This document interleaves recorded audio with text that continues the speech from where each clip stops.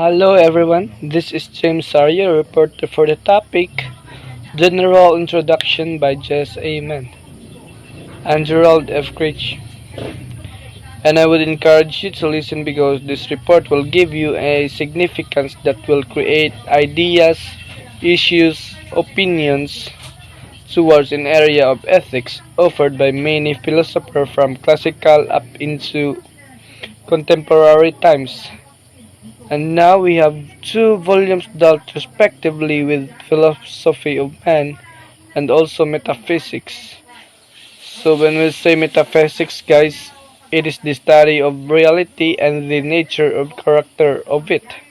And this branch of philosophy deals primarily with what is real, and those fundamental themes are very relevant to all aspects of philosophic enterprise. And for those themes that are centered of what it is to be or exist were involved in being such realistic as causality, change, contingency, also the foundation of being seen to be existence of God.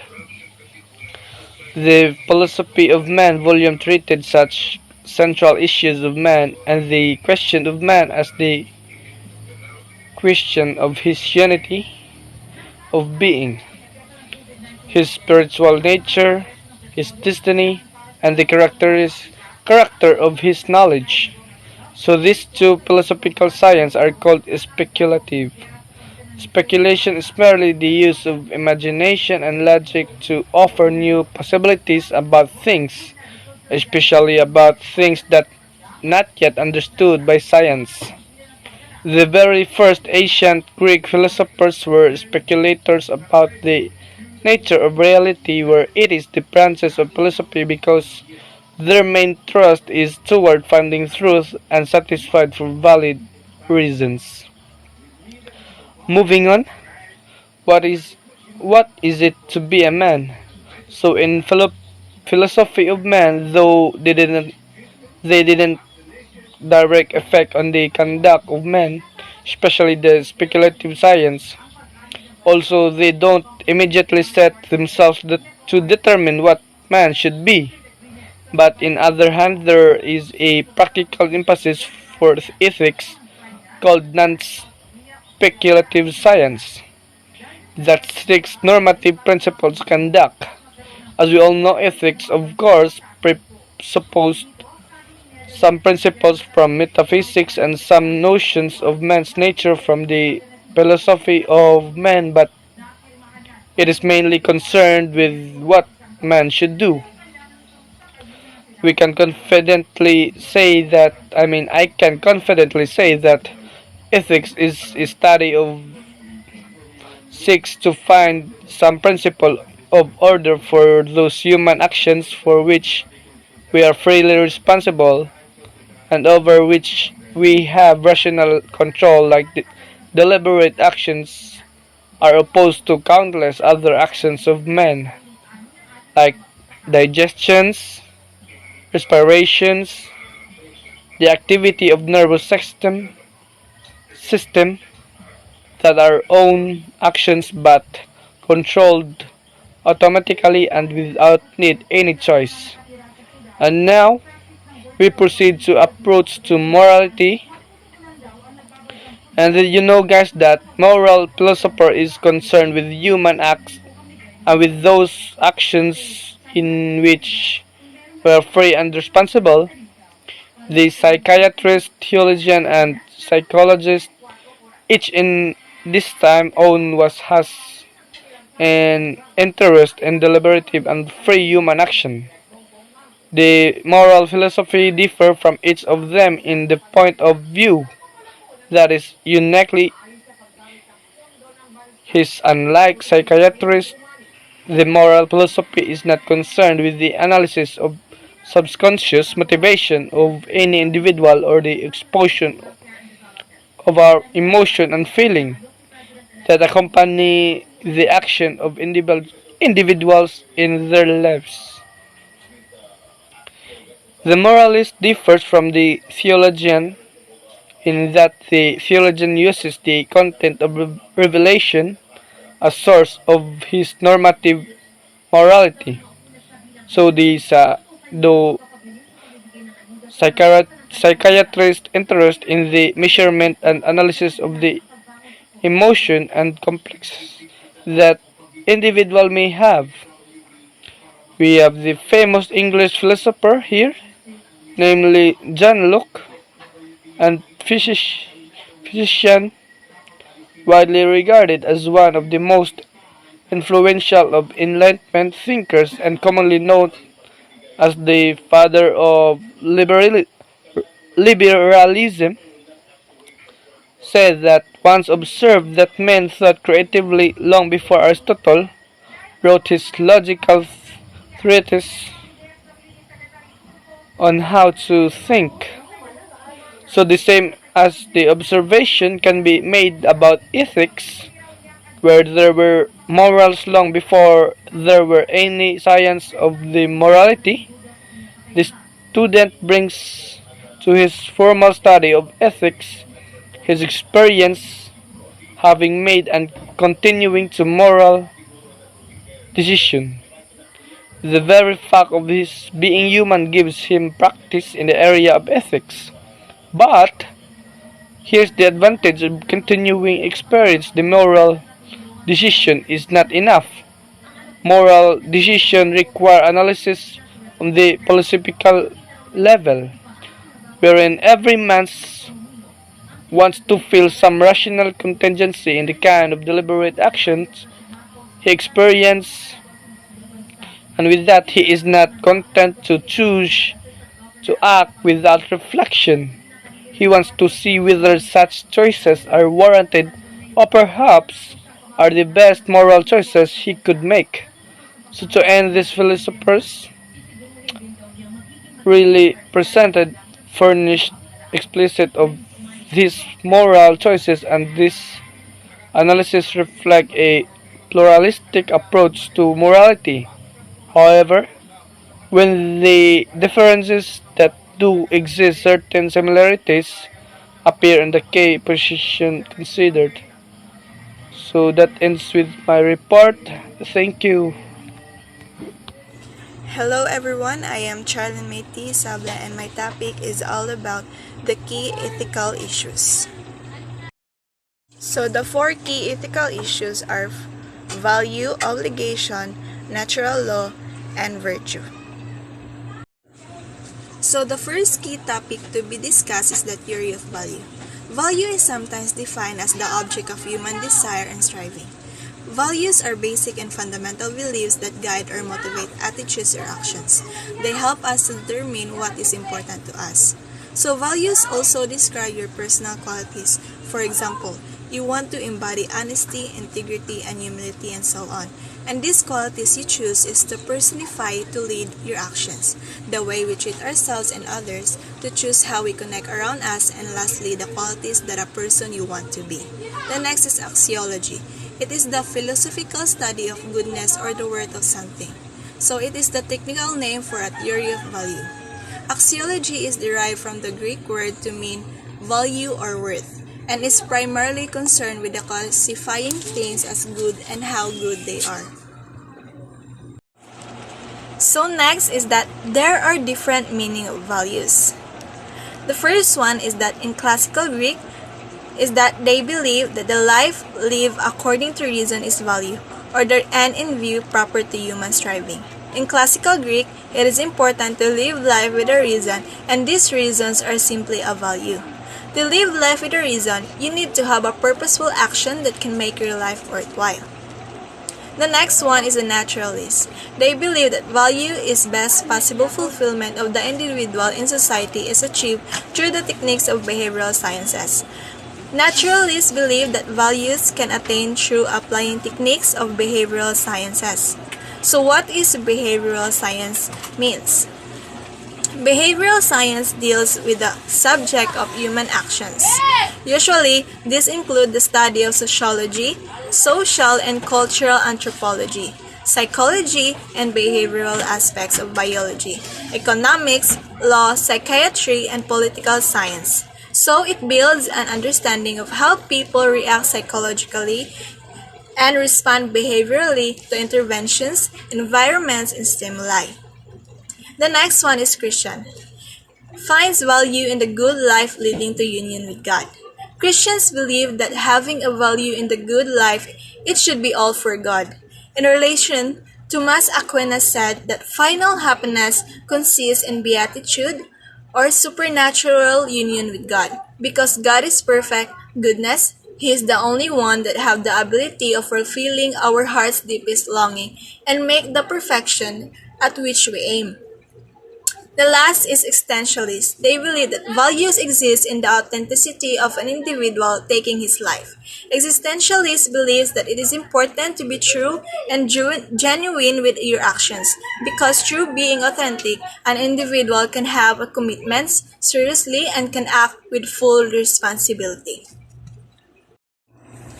So the second one is the obligation. Obligation is the claim made upon us by reason that some things are needed to be done and deserve praise, whereas others are to be avoided and deserve to be blamed. So obligation is the demand or requirements to follow the course of action that needed to do or to stop from doing that certain action. This is an obligation to do what is right and not the wrong.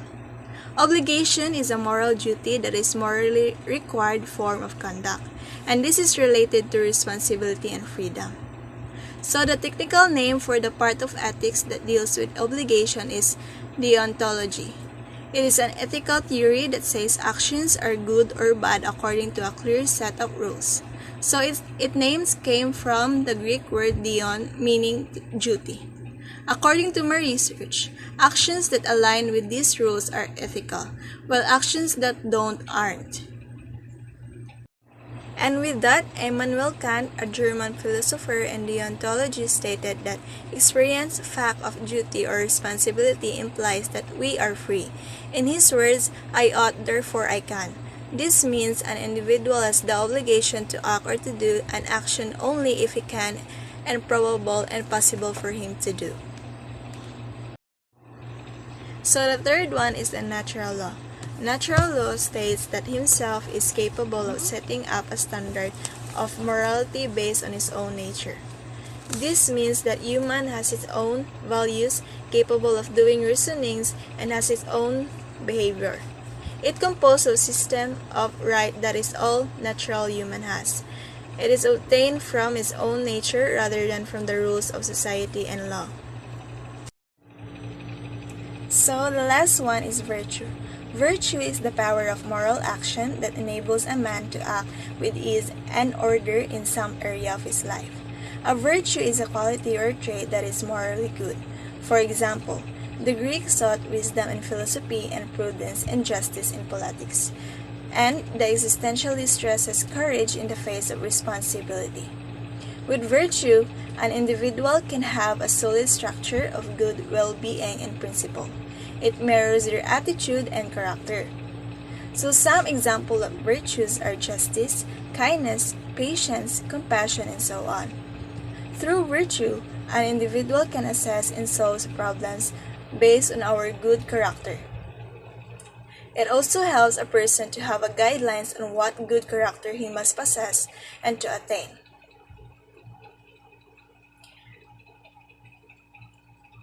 In order to see how these four topics are for central concern, we will explore them closely and learn with those perspective with the next reporter. Thank you for listening. My name is Quinanola, and I will tackle about naturalistic tradition. Naturalistic is a philosophical doctrine that opposes of idealism in its interpretation of reality. Naturalistic also concerns natural self or real self.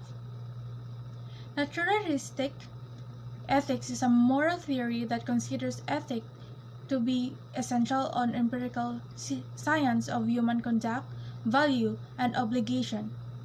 The word empirical means precisely that the naturalistic moralist seeks to base his claims to irrelevant findings of the behavioral science and natural science. Charles Darwin's Origin of Species in 1859. According to Darwin, evolution of man from virtual animal ancestor by his principle of nature selection. Darwin saw future as a red in tooth and claw. Many naturalists such as Dewey have stressed the risk man takes in his dealings with the world that cannot always be expected to be friendly and necessity. Although gisulti na sa mga naturalist nga naa-dry risk, hazard, and appearance sa novelty in universe, pero niagri gihapon siya sa Greek o Christian philosophy kay ngano naman gihapon siya stabilities or contribution sa world nya through scientific method object knowledge na makatabang sa tong kalibutan. Naturalist kay ni justify nga naa-dry success ang theory ni Darwin pero dili pasabot nga kay sakto man siya wala siya disadvantage. Ang gingon ni Dewey nga even though successful na Japon siya di Japon ta mo believe sa character rise nga gihimo ni Darwin kay dili man gid kay ingon paspas ang pag-change or evolve sa world. So maong ningon si Dewey nga okay ra ta mo believe pero na ay limitation. There are two great philosophers in the country, John Dewey and George Santayana. John Dewey is a famous philosopher in 1859 and 1952. Dewey's naturalistic emphasis can be found in a developed form in such work as Experience and Nature in 1925 and The Quest of Certainty in 1929. While George Santayana is famous philosopher in 1863 to 1952. Santayana's philosophy is well expressed in The Life of Reason, Volume 5, 1905 to 1906, and Skepticism and Animal Faith in 1923. These are the works of the great philosopher in this century. Forms of naturalism. First, physical naturalist. It is known as material naturalism. This type of naturalism lays emphasis purely on physical nature. It believes only in reality of material objects and the law of mass and motion. Man is only one of the objects of physical nature, a creature of mass and motion. Second, biological naturalist. Darwin, 1809 to 1882, and Lamarck, 1744 to 1829, are the greatest exponents of biological naturalism. It derives its data and first principle from the biological rather than the physical science.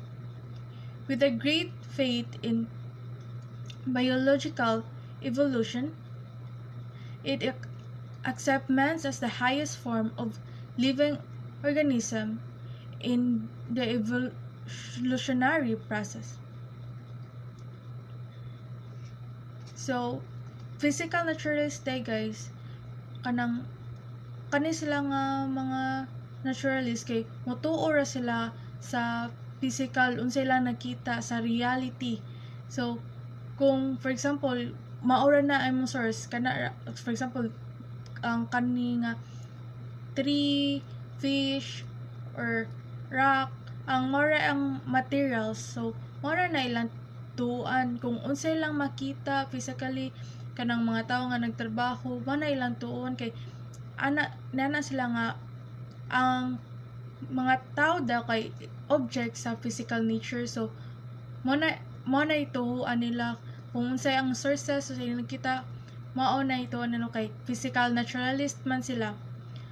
Pero pag abot sa biological naturalist sila Darwin ug Lamarck kay mas believe sila sa biological naturalism kay mas mas tuo man gud sila ng um, kanang mga research na theory nga maka-prove nga sakto niya nga study kay mas mo tuo man gud sila sa science good nga evolution. So kung kana siya nga hitabo kay naay proven or research proof kay mas mo tuo sila ana dili sila mo to ng mga physical or kung kay marag or mga totoo sa physical naturalist kay wala may ipakita. So mas dito sila sa biological kay naa mo evidences na i-proof maong ganahan sila sa science or biological form. Hello, I am Ramirez and today I will discuss the perspective key issues of naturalistic tradition. Perspective key issues. Perspective key issues refers to the viewpoint of a particular person in the relevant topic, which is in this case is John Dewey as he articulated the naturalistic temper in a classical manner. We will focus more on his analysis on naturalistic tradition. As my groupmates discussed, naturalistic tradition is a theory that relates scientific method to philosophy by affirming that all beings and events in the universe, whatever their inherent character may be, are natural. Consequently, all knowledge of the universe falls within the pale of scientific investigation. We will first start Dewey's analysis and interpretation of value in naturalistic theory. Value is the reverence that something is regarded in, the significance, worth, or use of something. We all have our own values based on our principles. The cumulative acts of people in society manifest values in society. When a society's surroundings are clean and the streets are not cluttered with filth, it might be said that its values is neatness. In regards to naturalistic tradition, John Dewey asserted the value is derived through a critical examination of innovation provided to each generation, which means that value of naturalistic tradition can be attained through reflecting and analyzing past and present knowledge and innovations. According to Dewey, man seeks to transact with nature by intelligence. He increases his own value as that of nature by the quality of the solution he brings in answer to the felt he needs in his life. So Dewey is implying that man improves and elevates his value through the caliber of the answer he offers in response to his personal needs. The supreme value is attained when intellectual meditation of the challenges offered by the world is successful. What this means is supreme value is established through the success of man's comprehension of a problem and creating a successful solution through his own analytical judgment. A wise man deliberates all options to the problems. He will reflect on the situation and ruminate on the contention between past knowledge and present novelty. He will analyze the difference and take note of the cause, and once he knows the origin of the conflict, he will know what to do and what to avoid doing. And he will apply this newfound knowledge to help him solve his problems. No matter how hard a problem may seem, one should stand their ground and look for a solution using rational thinking, tactical analysis, and observation, instead of looking to another more perfect world. Only a fool would run away due to fear and seek refuge in a place that doesn't even exist. When trying to come up with a solution, one should be idealistic in formulating these solutions. Instead, you should base your solutions on the objectives of the situation. This type of method is called a scientific method. This method will help you derive useful information, the kind of knowledge that will derive the needed answers, and it has been used since the time of Galileo Galilei. This method ensures that you get all information needed to arrive at a conclusion as it consists of systematic observation, measurement, and experiment, and the formulation, testing, and modification of hypotheses. Dewey discusses more of his analysis on the value of naturalistic traditions in the selection, reconstruction of moral conceptions, a chapter taken from his book Reconstruction in Philosophy, published in 1920. The next perspective key issue is obligation. Obligation is defined as an act or course of an action to which a person is morally or legally bound. It is a duty or commitment. In this selection, Dewey's general proposition about obligation is that each man is obligated to his actions and responsibility in strict proportion to the cultivation of his mind and the power of his reflective intelligence.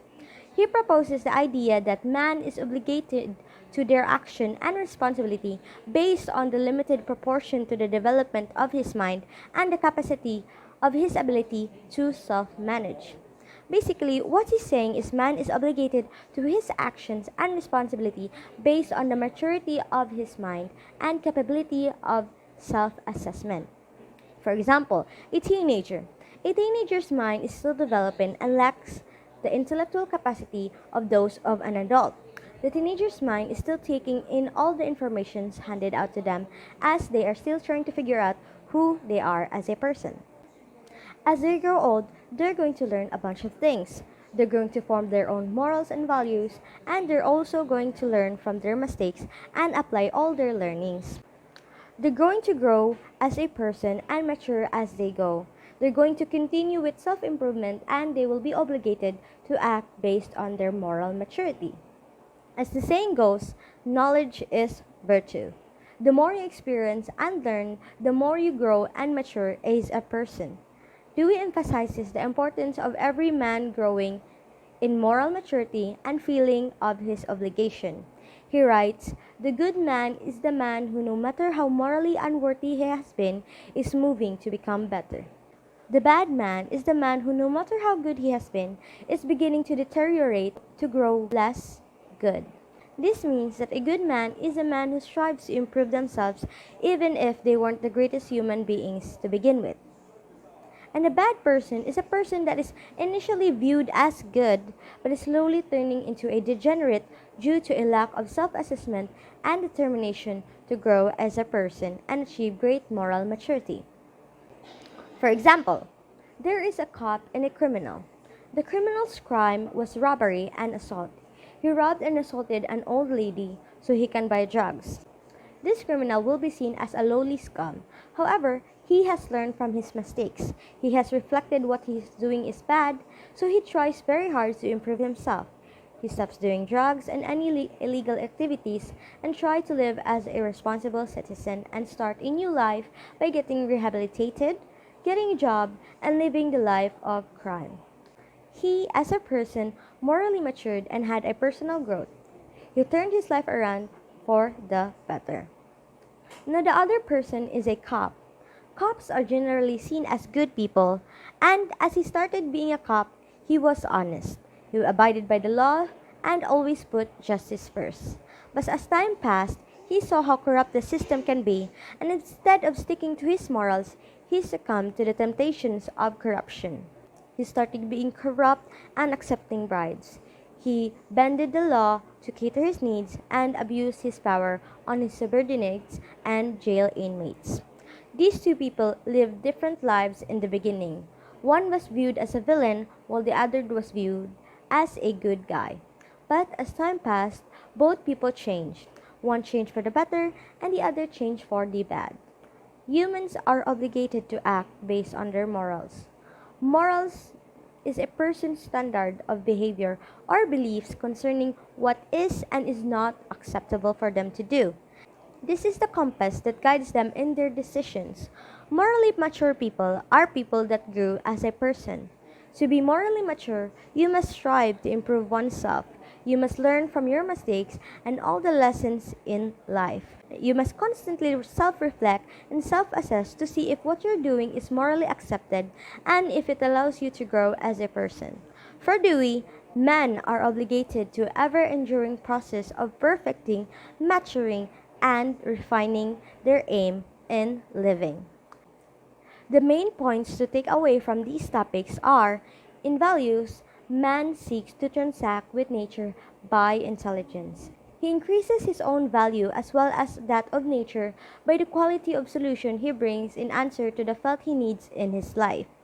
And from obligation is that the good man is the man who, no matter how morally unworthy he has been, is moving to become better. The bad man is the man who, no matter how good he has been, is beginning to deteriorate to grow less good. That is all for my discussion. Thank you. The next reporter will be Evangelyn Gargar, and she will continue to discuss the perspectives of key issues. Natural law is third on the perspective on key issues under the naturalistic theory.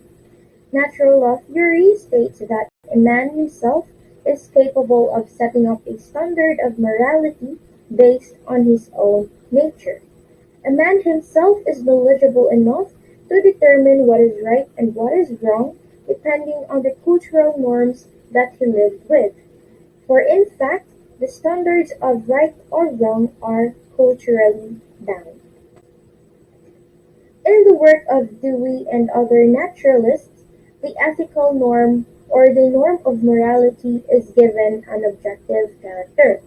This means that the ethical norm has a function in which it provides an assistance or guidance to people in order to know how to behave morally and for them to keep away from any bad behaviors. With Dewey, the norm and the natural law take on social character. It is because social character's term is a normative one and it is being standardized in which it embodies the relationship between the cultural norms and the generality of their individual acceptance. So whenever the society and the people faces some risky and dangerous situations, whatever actions na ilang makam up in order to mitigate the risk and settle the situation, it can be marked as lawful and legal if and only if that specific action was being accepted by the individual's generality. So natural law, all actions are righteous and can be marked as wrongful if the majority of individuals believe that those actions are morally right or wrong. Also, it is not enough to say that those actions is just an appeal for adjustment. Kay purpose biya nga to ilang gibuhat is to settle the crisis. So it is more on solving the urgent or the serious crisis rather than i-accept na lang ang event as inevitable and forever na yun na solved. Naturalists argue that neither community or individual can achieve moral life if they continue to use the traditional moral norms. As a traditional moral norms, di man gud siya permi applicable to some certain issues that may arise in a society.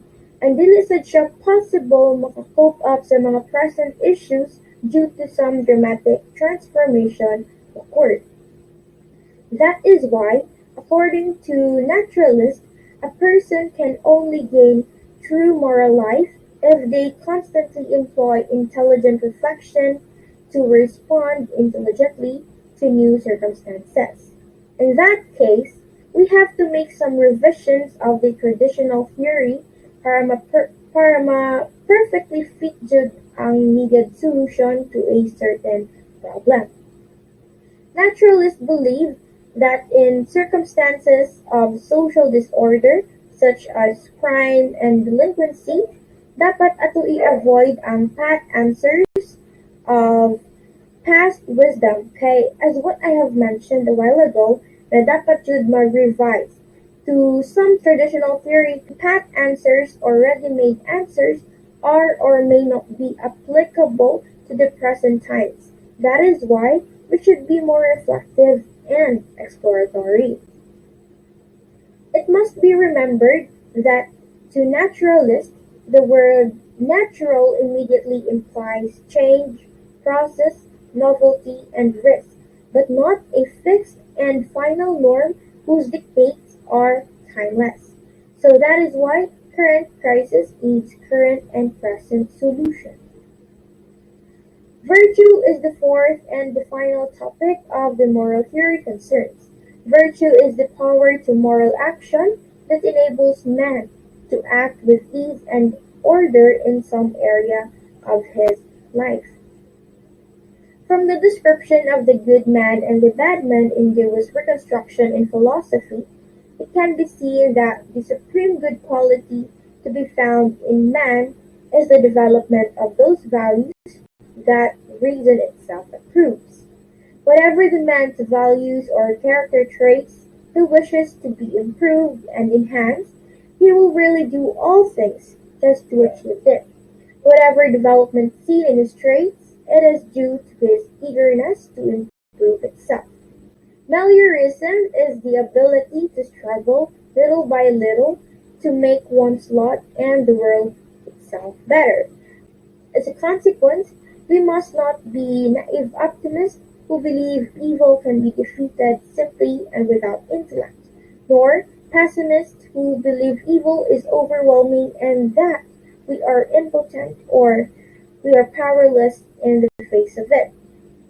Sensitivity to the unique character of every moral situation is the final necessary virtue according to Dewey. This means that for every dilemma or situations it requires a unique style and structure to conform to or to what specific act ought to be done.